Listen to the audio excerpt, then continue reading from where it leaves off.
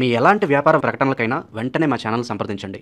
అందరికీ నమస్కారం. నేను శిరీష. ఈరోజు మనతో పాటు ఉన్నారు ప్రముఖ ఆధ్యాత్మికవేత్త ప్రొఫెసర్ డాక్టర్ ముల్లపూడి సత్యనారాయణ మూర్తి గారు. గురుగారితో మాట్లాడదాం. గురుగారు నమస్కారం. నమస్కారం అమ్మా శిరీష. గురుగారు, ఈ డిసెంబర్ మాసంలో మిథున రాశి వారికి ఎలా ఉండబోతుందంటారు? మిథున రాశి వారు ఎప్పుడూ రారాజులే అన్నట్టు బాగానే ఉంటుంది. ఎందువల్లంటే మనకి డిసెంబర్ 5 వరకు ఈ గురుడు కర్కాటక రాశిలో ధనస్థానంలో ఉంటాడు. అక్కడ నుంచి మళ్ళీ జన్మరాశిలోకి వస్తాడు. అలాగే ఈ మిథున రాశి వారికి ఏంటంటే చిక్కడు దొరకడు. ఎన్టీఆర్ సినిమా చూడు, చిక్కడు దొరకడు అనమాట. ఆ టైపులో వీళ్ళు ఉంటారు ఈ డిసెంబర్ నెలలో. ఎప్పుడు వాళ్ళ నేచర్ అదే. విశేషించి ఈ నెలలో ఇలా ఉంటారు. ఆదాయాలు బ్రహ్మాండంగా పెరుగుతాయి వీళ్ళకి గత నెలతో పోల్చుకుంటే. కాబట్టి ఆదాయాల విషయంలో ఏం ప్రాబ్లం లేదు. ఇక ఖర్చులు వచ్చేసరికి అధికంగా ఉంటాయి. కానీ మిథున రాశి వాళ్ళు జాగ్రత్త పరులు కాబట్టి జాగ్రత్త పరులుగా ఎంత జాగ్రత్తగా ఉన్నా కూడా మళ్ళీ ఖర్చులు అవుతాయి. అంటే బంధుమిత్రులు అందరు రావడం, ఇవన్నీ కూడా అన్అవాయిడబుల్ అనమాట. రావద్దని చెప్పలేరు కదా. అలా ఆ తర్వాత ఆప్తులతో వీళ్ళకి అవరోధాలు వస్తాయి, విరోధాలు వస్తాయి. అంటే ఎలా అంటే ఇప్పుడు అన్న చెల్లెళ్ళు ఉన్నారు. అన్న చెల్లెళ్ళకి ఈ యొక్క స్థలాలు అవి ఆస్తులు పంచుతారు కదా. ఆ పంచినప్పుడు ఈవిడికి ఇస్తాననేటటువంటి వాటాలు ఈవిడికి ఇచ్చేయగా మళ్ళీ ఎక్స్ట్రాగా వీళ్ళ తల్లులు తిన్నంగా ఉంటారు కదా. నువ్వు అడుగు, మీ నాన్న అడుగు, నీకు ఇస్తాడు, నీకేమి ఇవ్వలేదు అది ఇదని రెచ్చగొట్టడం, పనికి మళ్ళీ సలహా ఇవ్వడం. ఈ పిల్ల నిజంగానే వీళ్ళు అడగడం. మా మెయిన్ రోడ్డు మీద స్థలం ఈ అమ్మాయికి ఇవ్వడం, వెనక వైపు అన్ఇంపార్టెంట్ స్థలం కొడుక్కి ఇవ్వడం. దాంతో కొడుకు మండిపోయి చెల్లెలు అక్కతో మాట్లాడడం మానేస్తాడు. పోనీ ఇప్పిస్తానన్న తల్లి నిజంగా ఉంటుందా అంటే ఆవిడ సైడ్ అయిపోద్ది. ఇప్పిస్తానన్న తండ్రి ఏమో కొడుకుకు ఎదురు చెప్పలేడు. అటువంటిప్పుడు ఎలా బ్యాడ్ అయ్యారు? ఈ విధంగా ఈ యొక్క మిథున రాశి వారంతా కూడా ఆప్తుల్ని కొంచెం దూరం చేసుకుంటారు. ఇది ఒక ఎత్తు అయితే, రెండోది గురుబలం లేకపోవడం వల్ల వీళ్ళు ఏం చేస్తారంటే ఎవరు చెడ్డవాళ్ళో ఎవరు మంచివాళ్ళో ఎవరు చెడ్డ సలహాలు ఇస్తున్నారో తెలుసుకోలేక వీళ్ళకి పరిచయమైనటువంటి ప్రతి ఒక్కళ్ళ దగ్గర కూడా వీళ్ళు స్నేహం చేయడము, దాని ద్వారా వ్యాపారాలు చేయడమో లేకపోతే వేరే వ్యవహారాలు పెట్టుకోవడము, దీని ద్వారా లాస్ అవ్వడానికి కూడా అవకాశాలు అధికంగా ఉన్నాయి. కాబట్టి ఈ యొక్క మిథున రాశి వారికి వైఫ్ అండ్ హస్బెండ్స్కి ఎలా ఉంటుంది భార్యాభర్తల మధ్య అనుబంధం అంటే ఏ రాశి వాళ్ళకి కూడా ఏం తిక్కుగా ఉండదు. కానీ మిథున రాశి వాళ్ళకు మాత్రము నటనలో వీళ్ళు ఎన్టీఆర్ నాగేశ్వరరావు గారి కంటే కూడా చాలా టాప్ అనమాట. వీళ్ళు నటించేస్తారు వీళ్ళు.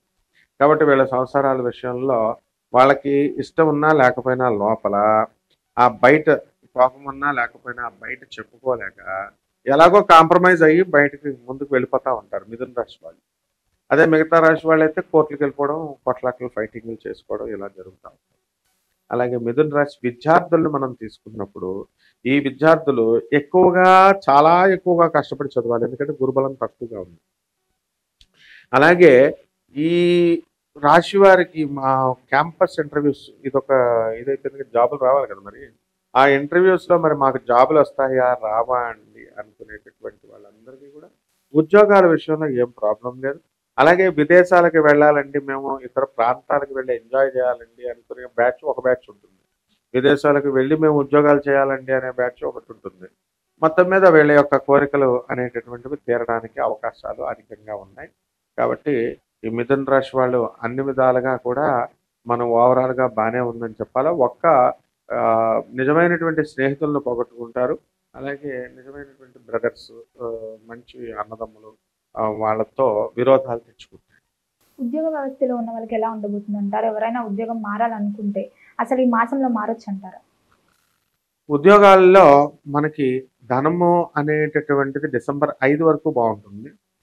డిసెంబర్ 5 తర్వాత కర్కాటక రాశి నుంచి జన్మంలోకి వచ్చినటువంటి కారణంగా మనకి అంత ఇదిగా ఆదాయాలు అయితే వస్తాయి కానీ అంత సంతృప్తికరంగా ఉండవు. అంటే ఇప్పుడు చేస్తున్నటువంటి ఉద్యోగం ఏదైతే ఉందో ఆ ఉద్యోగం సంతృప్తికరంగా ఉండదు. కేవలం మనీ అనే కాకుండా సాటిస్ఫాక్షన్ కూడా ఉండాలి, జాబ్ సాటిస్ఫాక్షన్. ఆ జాబ్ సాటిస్ఫాక్షన్ అనేటటువంటిది ఈ నెలలో వీళ్ళకి తక్కువగా ఉంటుంది.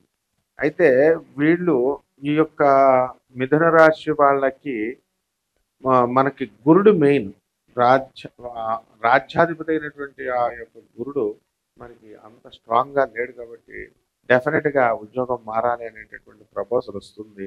అయితే వీళ్ళు వెళితే ఆ జాబ్ రాదు. కాబట్టి అందుకని చక్కగా మూసుకొని ఇప్పుడు చేస్తున్నటువంటి జాబ్ చేయడమే మంచిది. ఆ తర్వాత ట్రయల్స్ అవన్నీ కూడా ఇప్పుడు చేయకూడదు. ఇంకా టైం ఉంది. మే 14 తర్వాత దాటిన తర్వాత చేయాలి. 2026 సంవత్సరంలో చేయాలి. అప్పుడు సక్సెస్ వస్తుంది. అలాగే గురుగారు ఎవరికైతే వివాహం జరగలేదో, వివాహ ప్రయత్నాలు చేస్తున్నారో వారికి వివాహ యోగం ఉందంటారా? అసలు వివాహాలలో మిథున రాశి వారిది చాలా విచిత్రమైనటువంటి రాశి. ఇప్పుడంటే యువత వివాహాలు చేసుకోకుండా dating, coliving, living in relations అని ఆ వాటిల్లో ఉండడం, విదేశాలకు వెళ్ళి ఆ ఫారిన్ కల్చర్ అలవాటు అయ్యి అలా ఇప్పుడు విముఖత చూపిస్తున్నారు వివాహాల మీద. కొంత పర్సెంట్ ఇంకా కొత్త మొత్తుగా మారిపోలేదు. అయితే వీళ్ళందరికీ ఫాస్ట్గా ఆల్రెడీ అంతకు ముందే మేము పెళ్ళిళ్ళు విషయంలో ఫాస్ట్ స్టెప్స్ వేసిన వాళ్ళు మిథున రాశి వాళ్ళు. ఏమంటారంటే భార్యాభర్తలు ఇద్దరు ఉద్యోగాలు చేస్తున్నారమ్మా. ఉద్యోగాలు చేసుకుంటున్నారు, కాపురం చేసుకున్నారు, పెళ్లి చేసుకున్నారు, బాగుంది. బాగున్న వాళ్ళు నేను ఫ్యాక్టరీ పెడతాను అని భర్త చేత ఏదో బిజినెస్ పెట్టించుకుంటుంది. బిజినెస్ పెట్టించుకుంటే బిజినెస్ లాస్ వచ్చింది అనుకో, లాస్ వస్తే అతను న్యాచురల్గా హర్ట్ అవుతాడు కదా, కొద్దిగా ఉంటుంది కదా ఫీలింగ్, డబ్బులు పోయినాయని ఏడుపు ఉంటుంది కదా.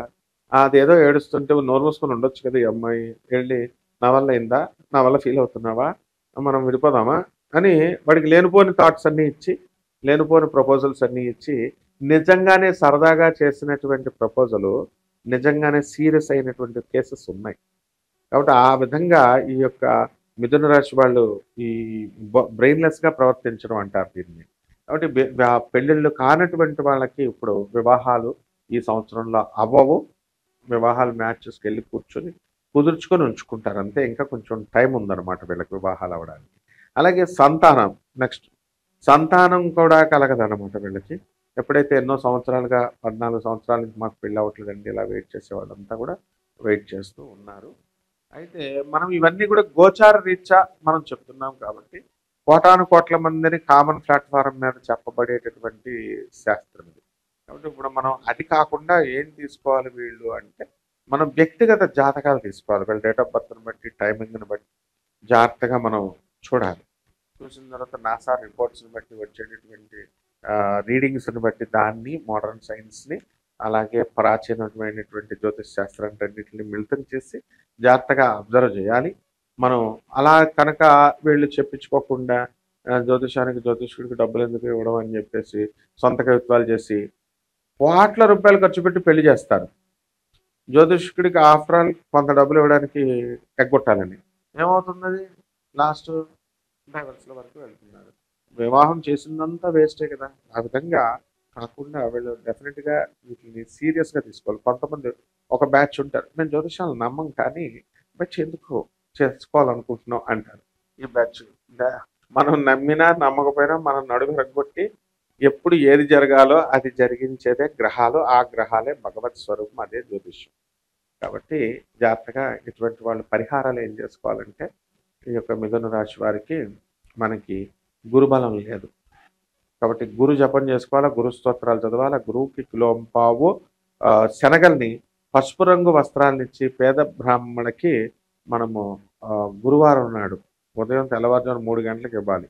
3 గంటలకి ఏ పంతులు గారు రారు కాబట్టి తీసుకోవడానికి 6 గంటలకి ఆయనకిచ్చి మనము ప్రదక్షిణాలు మేడి చెట్టు ఉంటుంది, మేడి చెట్టు అరటి చెట్టు అంటాం, ఆ మేడి చెట్టు చుట్టూ ప్రదక్షిణాలు చేసుకుంటూ ఓం దత్తాత్రేయాయ నమః అంటూ తిరుగుతూ ఆ దత్తాత్రేయ స్వాముల వారికి మనం కనుక గురుచరిత్ర పారాయణ చేసుకున్నట్లయితే బ్రహ్మాండంగా ఉంటుందమ్మా.